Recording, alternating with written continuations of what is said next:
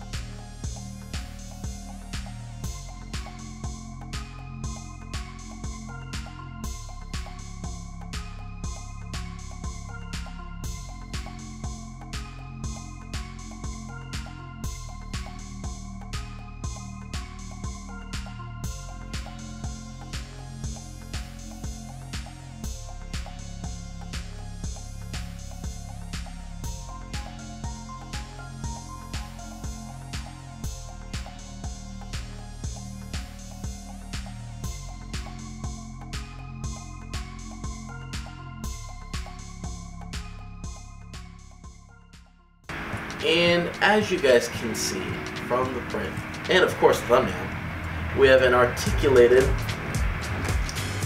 alien face hugger with all of its little appendages being able to be moving. Really cool piece. This one was scaled down.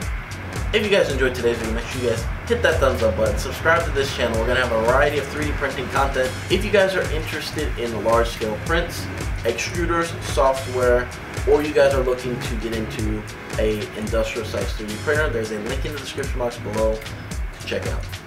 Other than that, we'll catch you on tomorrow's video.